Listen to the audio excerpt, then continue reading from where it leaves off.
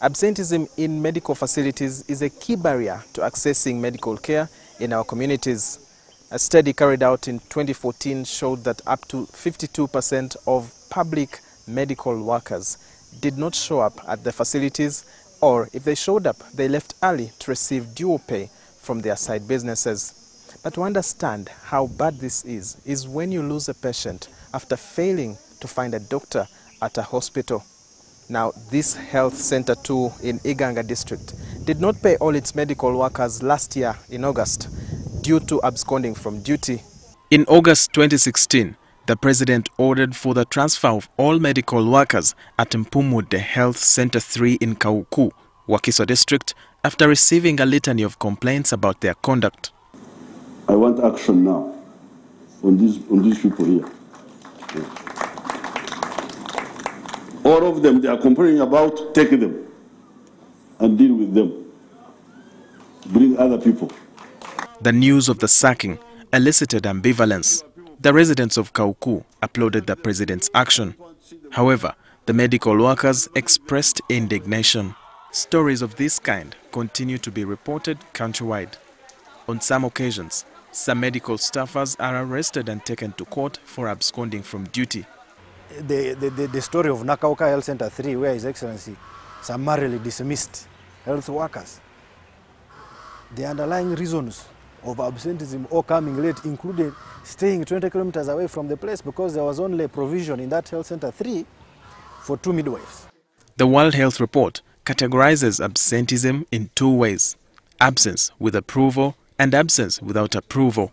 A study carried out by Intra-Health International in 2015 and 2016 showed that absence with or without leave in Uganda was rated at 67.7% in 2015 and declined by 33% to 45.05%, whereas absence without approval was at 50% in 2015 and declined by a staggering 77% to 11.65% in 2016.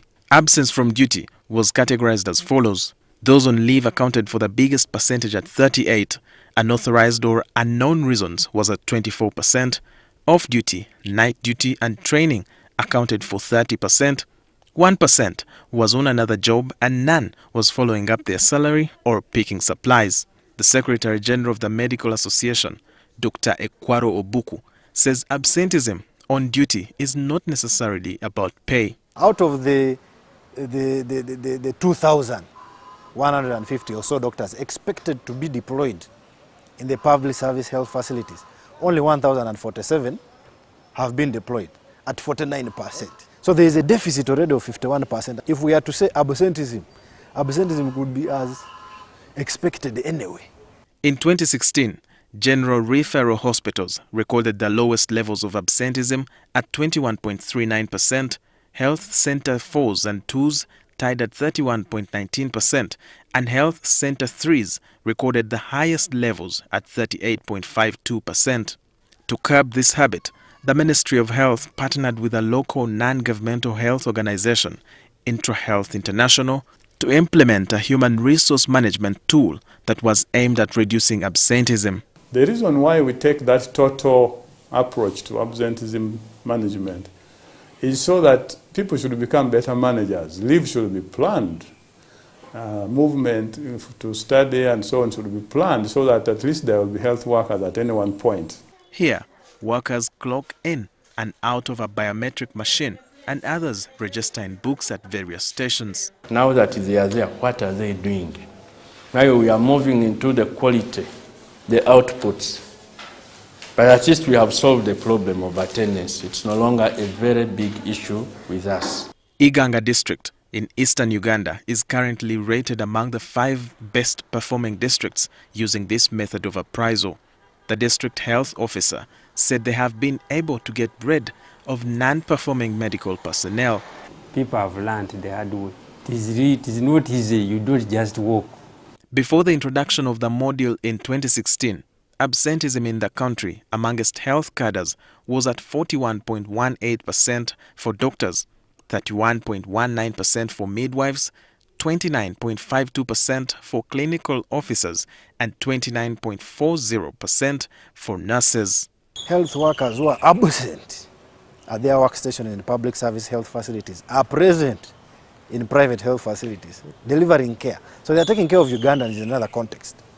They just want to make ends meet. Despite the success of the module in Iganga, a number of health workers we spoke to said it has reduced the burden of work per person.